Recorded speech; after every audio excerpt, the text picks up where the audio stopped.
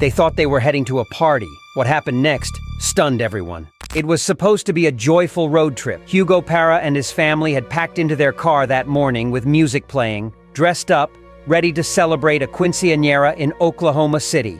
Laughter filled the car. They'd driven this route dozens of times, but on May 26th, something felt off. They passed one gas station, then another, then a third. Each time, Hugo hesitated but didn't stop. The skies had started to darken, but there was no sign of the horror ahead. Still, something tugged at him. A pressure in his chest, a whisper in his gut. Finally, just off I-35 near the small town of Valley View, he pulled into a travel stop. He couldn't explain why, but this was the place.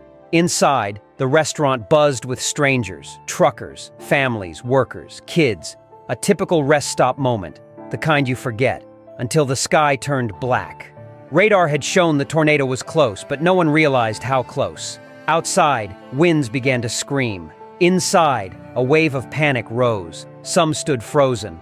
Others watched helplessly as the storm approached. One employee weakly told people to get away from the windows. That's when everything changed. Hugo, a quiet father of 6, suddenly took control. He pointed to the restrooms and the back corridor, urged them fast. People followed him, some running, some crying, cramming into tight spaces just as the tornado hit. The building shattered, glass exploded, the roof vanished. For 5 long minutes, the storm tore everything apart, while nearly 60 people huddled in fear, some holding their children, others clinging to strangers. The sound was unlike anything they'd ever heard, like freight trains colliding in the sky. When it was over, the truck stop barely existed, cars had been flipped, gas pumps tossed like toys.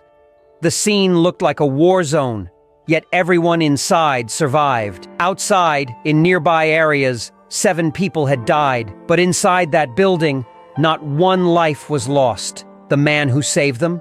He wasn't a firefighter. He wasn't trained. He was a father on his way to a party who just happened to act when no one else did. Hugo Para never saw himself as a hero, but dozens of strangers owe him their lives, all because he didn't stop at the first gas station.